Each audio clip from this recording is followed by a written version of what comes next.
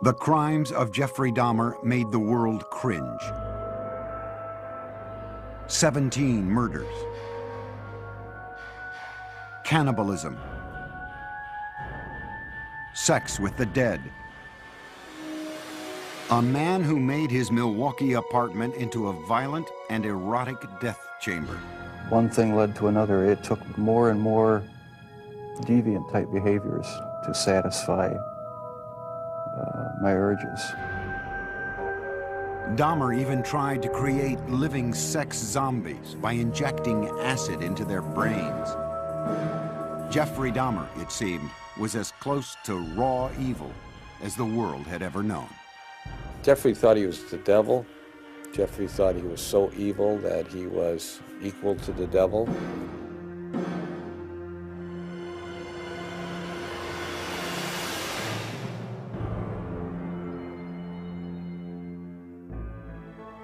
The first child of Joyce and Lionel Dahmer was born in Milwaukee, Wisconsin on May 21st, 1960, just before their first anniversary. His name was Jeffrey. It was a very happy time when Jeff was first born, and for a couple of months it was like everything was brand new and very, very enjoyable and happy, looking forward to the future. While Jeff's father pursued his chemistry degree, Jeff grew into a bright and loving child. He was very exuberant. He liked to wrestle. He liked to run around and ham it up for the camera. And he liked to play with kids. He liked to get together with them. And he was very outgoing. Jeff was also an extremely curious child. He seemed to want to play with things and feel things and get to know their texture, and he seemed to be very much in tune with what's around him. He just wanted to know what was going on. He had a fascination with animals as a youngster. Once, 4-year-old Jeff watched his father collect the bones of small animals that had died under the house. I brought him out, put him in a metal pail just to collect them all in one place, and they dropped in with sort of a clanking noise, and Jeff seemed kind of interested in that noise, and he took a hold and let him drop down in too. You know, in retrospect, everything looks grim and dark and sinister. You know, like, could that be the start of something evil? Well, I have to admit, it's simply just the curiosity of a child. Lionel finished his schooling with a PhD in chemistry. The family moved to Ohio, relocating 3 times before settling down on a nearly 2-acre wooded lot in the town of Bath, an hour's drive south of Cleveland. It was then that Lionel began to notice the previously gregarious Jeff had become shy and withdrawn. He did seem to be awkward socially and just didn't feel comfortable. To take his mind off the move, 7-year-old Jeff was given a dog, Frisky, whom he loved dearly. With people that he knew or his new pet, the next-door neighbor boy, he was very relaxed. But there was this shyness and feeling of inferiority that we were concerned about at that time. What the Dahmers thought their son needed was to feel more involved, so they let Jeff choose the name of their second son. Jeff named his brother David. Lionel also encouraged his son to participate in activities that would include contact with other kids. What we were trying to do was to involve Jeff with activities with the thought that involvement would lead to human involvement, a forced, almost, interaction. And on the weekends, father and son planted gardens and raised sheep for competition in 4-H fairs. To commemorate their gardening days, young Jeff gave his father a handmade card with a poem.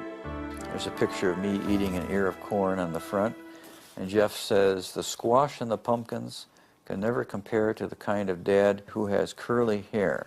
And it says, "This poem is from Jeff, and I love you to death." When Jeff was 10, his mother was hospitalized and treated for anxiety. From there, his parents' marriage began to fail.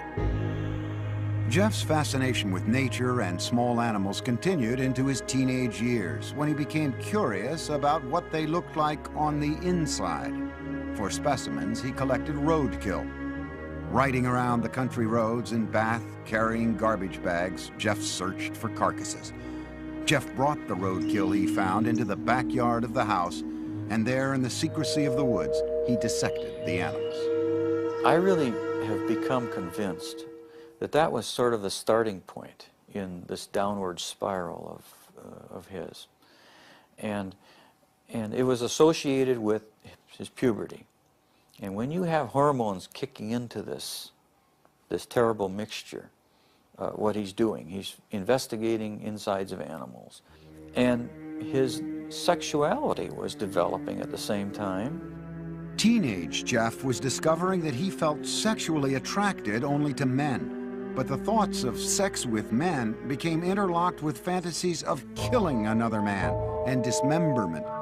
The fantasies excited him, but they were unspeakable. I think it was around age 14 or 15.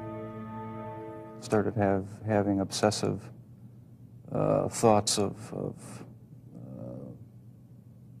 violence intermingled with sex. And it just got worse and worse. I didn't know how to tell anyone about it, so I didn't. I just kept it all inside. The fantasies included lying next to an unconscious man. For the first time, Jeff's fantasies crossed the line from his mind into action.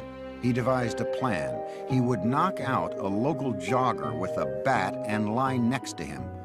On the day he opted to wait for his victim, the jogger didn't run by. He never attempted the clubbing a second time. As he entered high school, his sexual fantasies traumatized him. To escape, he began drinking. On the way to classes in the morning, he would fill up a cup with hard liquor at a friend's house. And I remember sitting next to him in a first period, I believe, history class, and he had a styrofoam cup of scotch, I believe it was scotch. I remember saying, "Jeff, what is that?" And he threw his head back and he shook it and he said, "It's my medicine." But clearly he was getting drunk at 8 o'clock in the morning. At home, Jeff was watching his parents' marriage dissolve. When their bickering escalated to open fighting, he retreated to the forested backyard, slapping tree trunks with sticks. I'd leave the house, go out in the woods and sulk, brooding, wondering why they had to have such a rough relationship. He remained aloof with few interests and no close friendships, but he still seemed to have a sense of humor. On the high school tennis team, Jeff spent most of his time goofing around rather than playing a serious game. But more often than not, the jokes were at Jeff's expense. He gained a reputation as the class clown.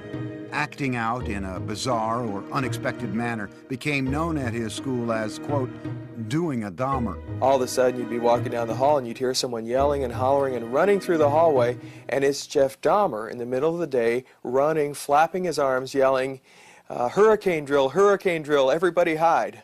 At one point, Jeff collected money from classmates in exchange for a show at the mall. And a woman is handing out samples of sunflower seeds, and Jeff is taking one and then another and being very polite like he always was, and then just spits them out all over the place and starts yelling at the top of his lungs, "I'm allergic, I'm allergic, I'm allergic," and runs away. During his junior year, Jeff went along on a school-sponsored trip to Washington, D.C. And Jeff said, "I have an idea, let's go see the vice president." And we sort of all laughed and said, "Yes, sure, the vice president." Jeff went to a payphone. When he returned, he announced that they would be seen in the office of Vice President Walter Mondale in 2 hours. He had explained that we were high school students from Ohio working on our school newspaper, and we were in town for a week, and could we come and talk to someone in the vice president's office? His slick talking worked. Dahmer had gotten his classmates inside the executive office building to meet with Mondale. In the classroom, Jeff was something of a model student. Very polite to adults, dressed very nice, very respectful to teachers. Did his work. He could be an A student if he wanted to. Other times he would fail a class because he had no interest. He could be very polite with very good manners. Yes, sir. No, sir, when he spoke with teachers. He was perfecting his ability to fool authority figures. But as time went on, Jeff became less interested in his performance at school. No one really knew what was going on in his mind. He didn't open up to anybody. He didn't have any close friends. And he had really slipped away from his social life the older we got in high school. At the school near Bath, Ohio, Jeffrey remained an alcoholic outcast. His behavior was the subject of mockery from other students. I don't think he connected, he didn't engage with people. So if you don't engage with people, then you give and take of conversation and feelings, then you end up internalizing a lot. You fantasize a lot. And then the next step is to think that some of those fantasies may be real. A step Jeff was ready to make. He would kill his first victim just after high school graduation. For Jeffrey Dahmer, the summer of 1978 started with high school graduation. It would be downhill from there. His parents, after years of open and bitter fighting, divorced. Jeffrey's father, Lionel, moved out of the family house in Bath, Ohio, and into this nearby motel. Unbeknownst to Lionel, Jeff's mother took younger brother David and moved to Wisconsin. Jeffrey found himself home alone. Jeffrey was 18, and like most teens his age, he had active sexual fantasies. But Jeffrey's deviated from the norm to include thoughts of killing his lover. Now the isolation of the empty family home gave him the opportunity to act out those fantasies. Just weeks after graduation, Jeffrey picked up a hitchhiker along the road. It was 18-year-old Stephen Hicks. I wish I just kept on going, but I didn't. Turned around, picked him up, and that's when the nightmare became a reality. Jeffrey invited Hicks back to the house. They drank beers and spent a couple of hours just hanging out. Then Hicks said he had to go, but Jeffrey didn't want to be alone. He attacked Hicks, knocking him out with a barbell, and then he strangled him. Dahmer had fulfilled his fantasy, but he was lucid enough to know that he had committed a murder. He quickly began to hide the evidence. He dismembered Hicks' body with a knife, a skill he had practiced as a younger teen with roadkill. He put the pieces into trash bags and loaded them into his car in the middle of the night. He was heading for a dump site when he was pulled over by the police for drifting across the center line. The officers asked Jeff what was in the bags and why he was out so late. Jeff was trapped for the first time, but he was ready with a lie. He coolly told the cops he was troubled by his parents' divorce and couldn't sleep, so he thought a trip to the dump would take his mind off things. The police let him go with a ticket. Jeff returned home, racked with guilt over the murder. He stashed the bones of Stephen Hicks under the house for 2 weeks. Then he smashed them to bits with a sledgehammer. Behind the house, Jeff spun in a circle, tossing the fragments among the leaves and brush. In August, Jeffrey's father stopped by the house. I said, "Where is your mother? Where's Dave?" And he said, "They're gone." I said, "Well, what do you mean? They're gone, they've left." Jeff's father moved back into the house. He encouraged Jeff to find a job. But Jeff wasn't interested. He spent his days drinking, even getting himself arrested for public intoxication. Lionel took his son to Alcoholics Anonymous meetings and psychological counseling sessions. They had little impact. Nothing could erase the violence and terror his first murder had imprinted on his mind. Only the alcohol seemed to provide relief. By the end of the summer, Jeff was still jobless, so Lionel suggested an alternative: college. He enrolled Jeff at Ohio State.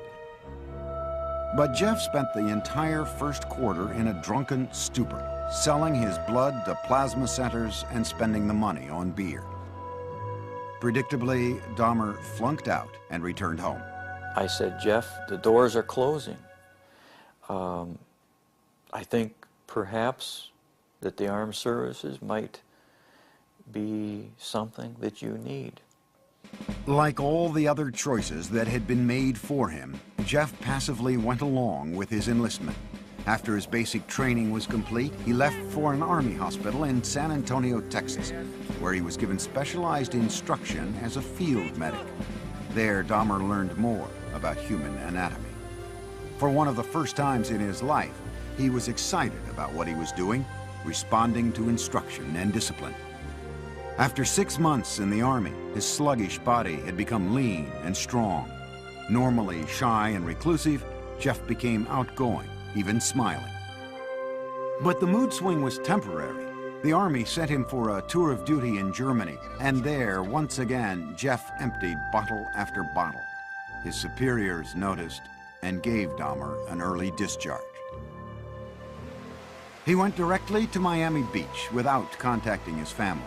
He worked in a sandwich shop and lived out of a motel. When his booze bills exceeded the room costs, Jeff took to sleeping on the beach. And he was terrified one night when a rat, a big, huge rat, came crawling over him, and he called us. He said, he needs some money. I said, we won't send you money, but we'll send you a ticket. You come home. So I met him at the airport, Cleveland Hopkins Airport, and he had a smile on his face. But as I got closer, it wasn't a smile of happiness, it was a smile of inebriation. Lionel tried for a year to help his alcoholic son, to no avail. Jeff was sent to stay with his father's mother near Milwaukee. There, he seemed to find some stability at last, making a concentrated effort to turn his life around. He stopped drinking, went to church with his grandmother, and he fought what he believed were immoral homosexual urges, which eventually led to his inescapable fantasies about murder. Dahmer even found jobs, first at a blood bank and then working nights as a chocolate mixer in a candy factory. But the lifestyle of church-going and right living, as he called it, didn't last. After 3 quiet years in his grandmother's home, Jeff came face to face with his fears. At the library, a man handed him a note offering sexual favors. Dahmer declined, but he would later say the note was a turning point. It awakened sexual desires deep inside him. Specifically, he wanted the submissive company of another male. He wanted someone to fulfill his sexual needs, but he didn't want to be burdened by anyone else's needs. Jeffrey started with a perfectly submissive partner. He stole a store window mannequin. He kept the plastic man in his closet, bringing it out to masturbate onto until his grandmother found it and insisted he get rid of it. On his free nights, Jeffrey began exploring gay life in Milwaukee, browsing through porn shops and going to bathhouses. The bath clubs catered mostly to men seeking anonymous sex. To make his partners there submissive, Jeffrey gave them drinks laced with sleeping pills.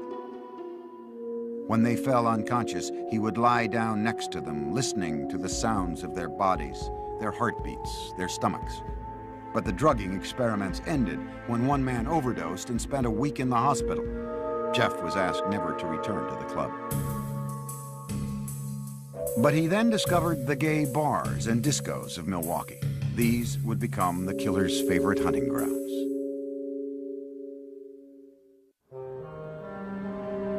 By his late 20s, Jeffrey Dahmer was settled in Milwaukee, living at his grandmother's and prowling the city's gay scene. No one suspected that this reclusive loner with boyish good looks was on his way to becoming a psychopathic serial killer. He did take pleasure in the fact that he was in control of his own little world, that nobody knew what was going on, that he was the master of it. Dahmer could fit in with any group, and you wouldn't say, oh, he must be crazy, or he must be a killer. That's why he was so successful. He was not a repulsive individual. Certainly not in Milwaukee's gay nightclubs. We have it on good facts that he was considered somewhat of a honey in the gay community, that people found him attractive.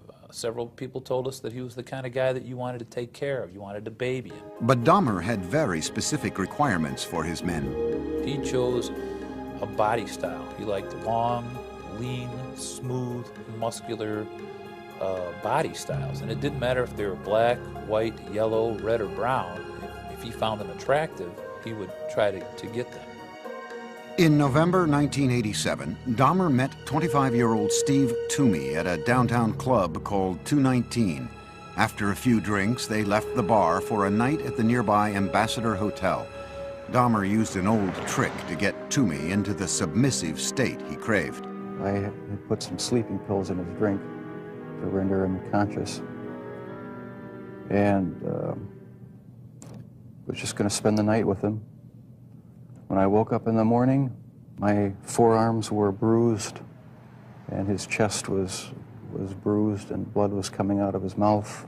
He was hanging over the side of the bed, and I have no memory of beating him to death, but I must have. But Dahmer didn't panic. He went out and bought the biggest suitcase he could find. At the hotel, he crammed Toomey's body into the case, dragged it into a taxi, went back to his grandmother's house, and dismembered Toomey in the basement. That's when the obsession went into full swing. He decided after that second death that he would no longer attempt to control his desires, that he would give full rein to them, yield entirely to them, and after that his life became the pursuit of unmitigated sexual pleasure. Dahmer now decided to pursue his fantasies of ultimate control. It was no longer enough to have his partners submissive just for a night. He wanted to keep them that way forever.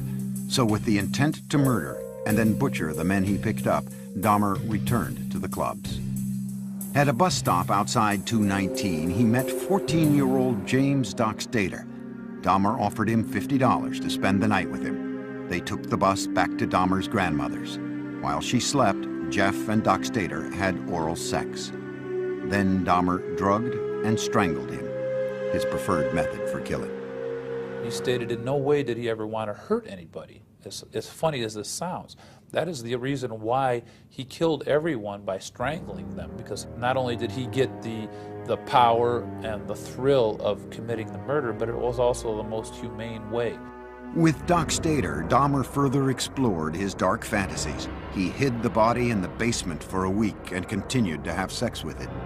Most serial killers are sexual deviants who are social and psychological sociopaths and sexual-paths who kill people for their own sexual gratification. Dahmer's was different than that. He was a true necrophiliac. He was trying to have sex with an unconscious or dead person.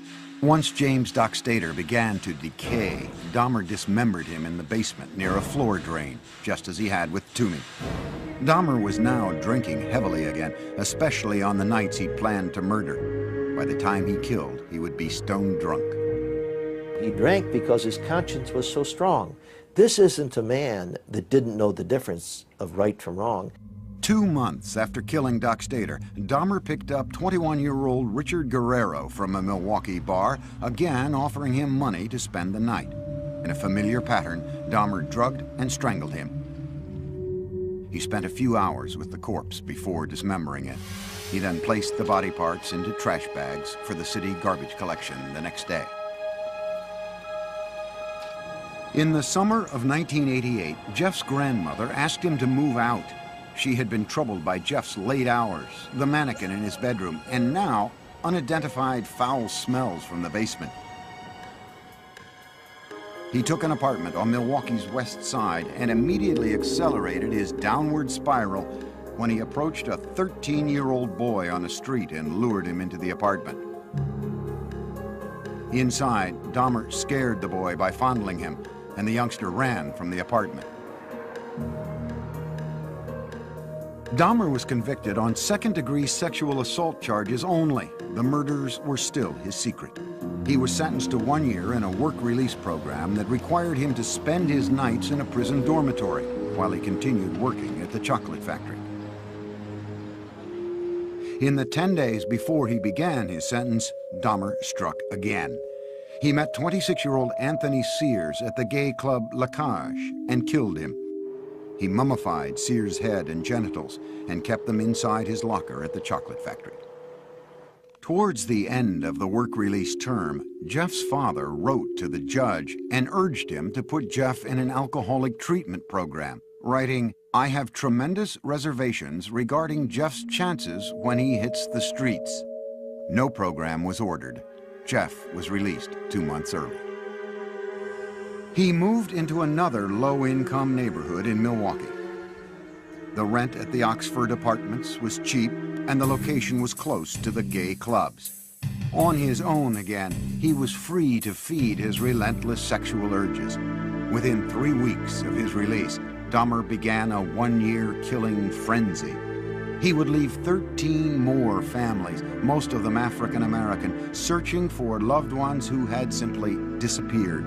The police, too, searched in vain. Once Jeff started on his killing spree, all of his financial resources, all of his time, money, effort, desires, emotions, thoughts went into his secret world of killing people and keeping them with him. Many times he talked about trying to fight it, even after he had killed a couple people, saying how he wasn't going to do it again. But within a month, he would be back out at the bar stalking.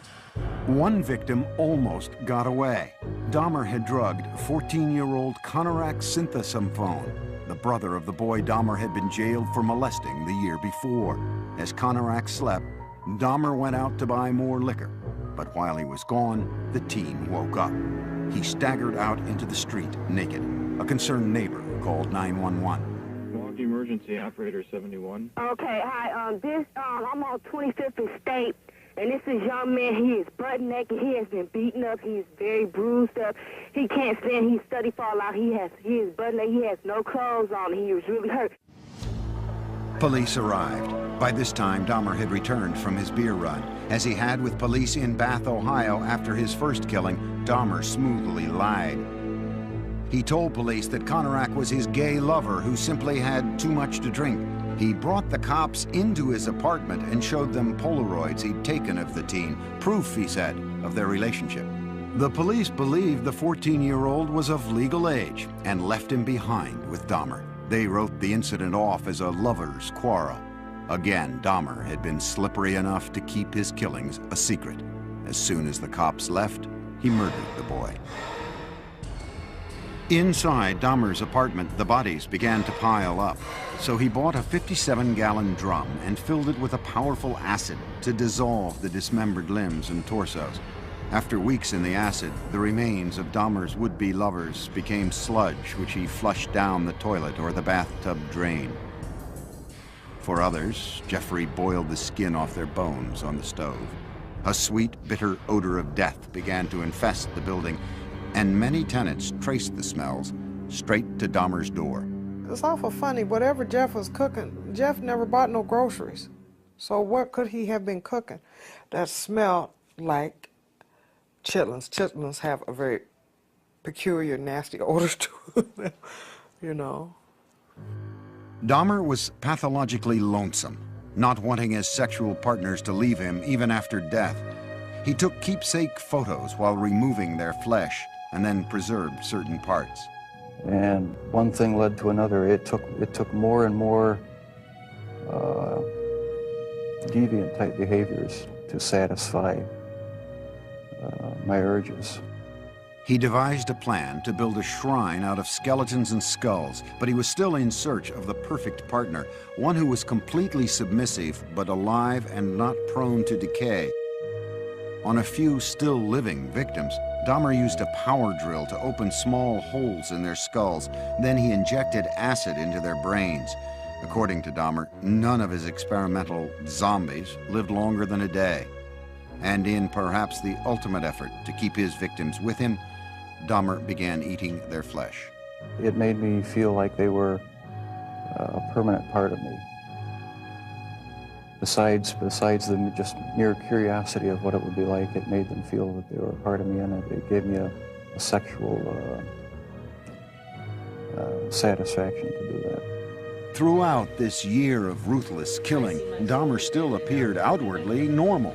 In this video, taken at his grandmother's house on Thanksgiving, Dahmer talked calmly with his father.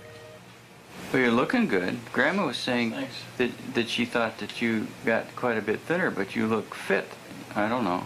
Well, I've been surviving mostly on McDonald's food. It's just so much easier just to pop into the restaurant. But yeah, like I've said before, it gets too expensive, and it does. I have to start eating at home more.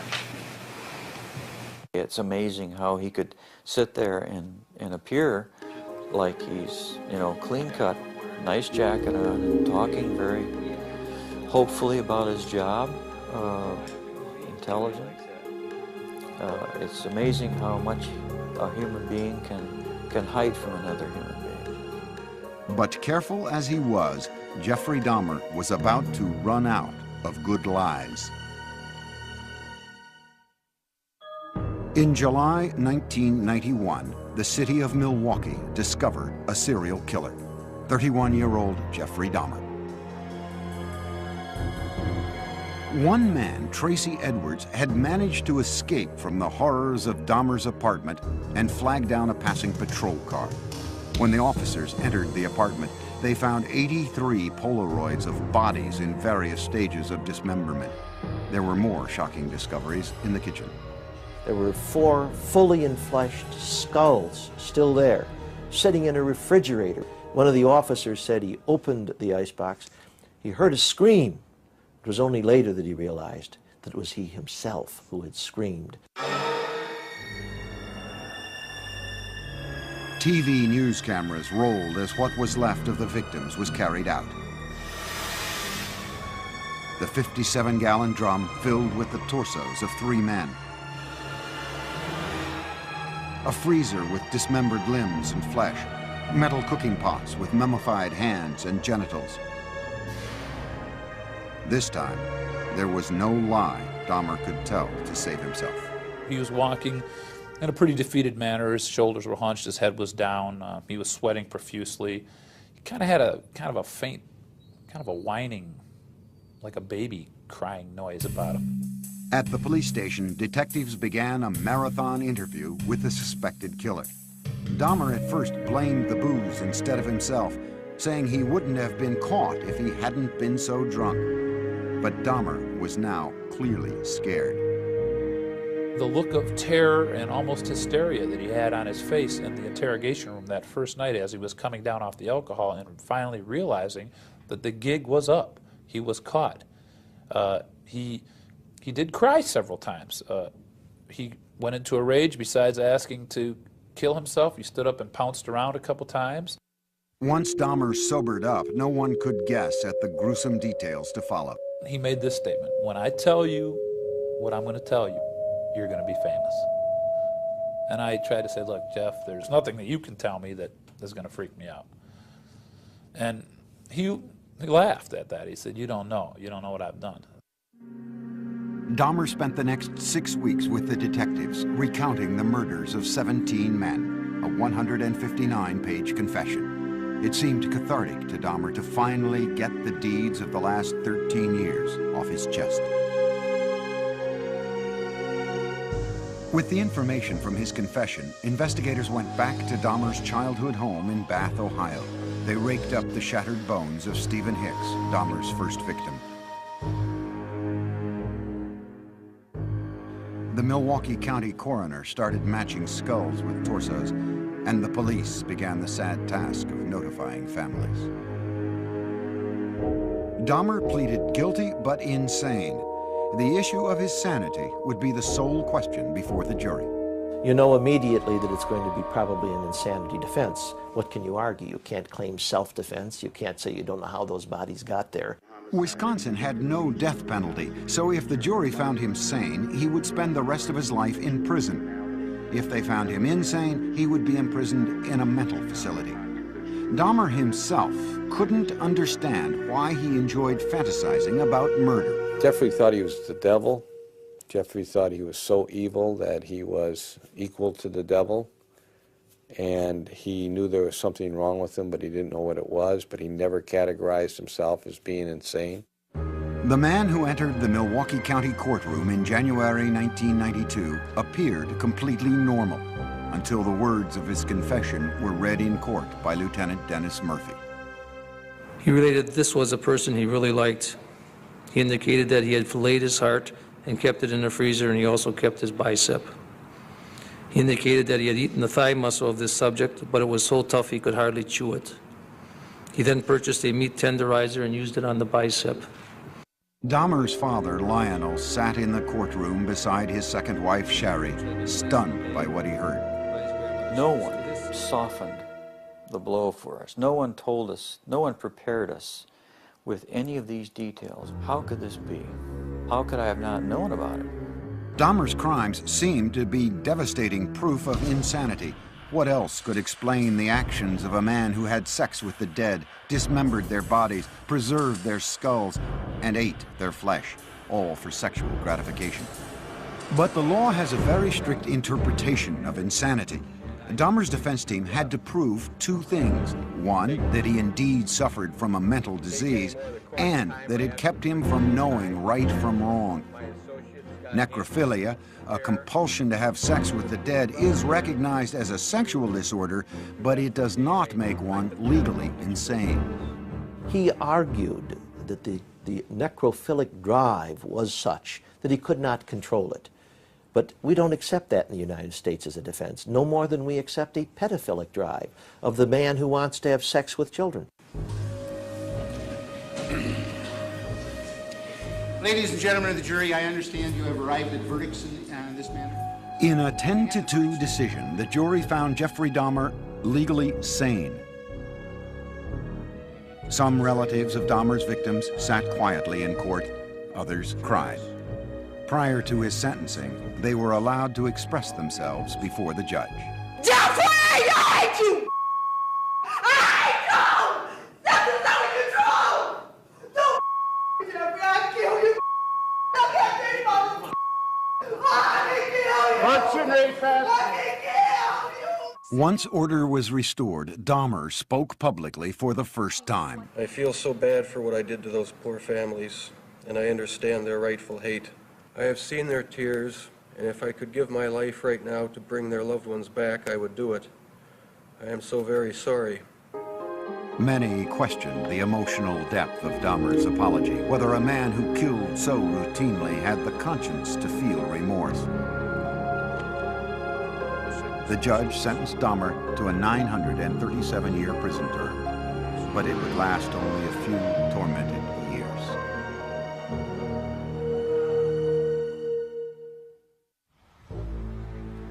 Jeffrey Dahmer's final home was the Columbia Correctional Institution in Portage, Wisconsin. His former residence at the Oxford Apartments in Milwaukee stood as a painful reminder of the lives that ended there. So in November 1992, it was demolished. In his prison cell at the age of 32, Dahmer's life became a conflicted introspection, trying to sort out the blame for his killing nature and seeking divine forgiveness for it. He had spent time in church as a boy and with his grandmother as an adult, but had lost his religion during the murder spree. Dahmer placed the blame for the murders on his atheistic beliefs and the theory of evolution. He said, if it all happens naturalistically, what's the need for a God? Can't I set my own rules? Who owns me? I own myself. Yet Jeffrey was still a contradiction, for he was always quite willing to blame the devil for taking over his soul. The serial killer wondered now what would happen to him when he died. Dahmer decided he wanted to be baptized. Evangelist Roy Ratcliffe was called by the prison minister to talk with the inmate in April 1994. He was a very affable, congenial, likable sort of person. I always felt like I was dealing with a small boy in a grown-up man's body. He could get real excited and interested in neat or cool things that a little boy would get involved in. 1 month later, Dahmer was taken to the prison medical center, where he was baptized in a whirlpool. On the way, we walked by other prisoners who were coming by with mops and brooms and various cleaning devices, and they looked up, and the only one they saw whom they recognized was Jeff, and so they called out in a very friendly, banter, "Hey, JD, how's it going?" And he called back, "I'm going to be baptized, this is great." Dahmer appeared to be making a remarkable transformation in prison. He would ask questions. He would he would say, but wait, what about this? What about that? So uncharacteristic of the earlier years. You know, go back to senior year in high school, you wouldn't get any of that. He was so interactive and so concerned about our welfare. You know, he was reaching out. He was rehumanizing. But those dark, haunted fantasies remained with Dahmer. I'll probably have to live with it for the rest of my life. I wish it would go away. I wish there was some way to completely get rid of the compulsive thoughts, the feelings. Dahmer got another reminder of his past when he was visited by Teresa Smith. Jeffrey had killed her brother, Eddie. First thing when he did when he came in is apologize for killing my brother. I asked him why my brother, and he said he seen the way he danced, you know, and he liked the way he looked. And he said I was just attracted to him. He said he had strangled him. And then he was trying some new experiment or something with preserving the skull and the body and whatever, and it didn't work. So he had to destroy him. Dahmer had spent his entire adult life as the predator. But now in prison, he became the prey. The notorious serial killer was a target for other inmates. In August 1994, he was attacked in the prison chapel with a crudely fashioned knife. He survived. But on November 29, 1994, inmate Christopher Scarver, who called himself Christ, bludgeoned Dahmer with a metal rod from the prison gym. Dahmer died on the way to the hospital. Among his last wishes, Dahmer had asked to be cremated. His ashes were split between his mother and father. There are statements in his will and testament that say, I don't want a marker, I don't want a grave, I don't want a funeral, I don't want any kind of... He's saying, I want to be wiped out. But the horrible questions that his life of killing posed do continue, and they defy answers. There's a mystery of mysteries that will never be solved, even if he lived. I don't know that what he was all about would ever be solved, except maybes. It's hard when there's no explanations. Sure, there were red flags in Jeff's life, but no one knew about him.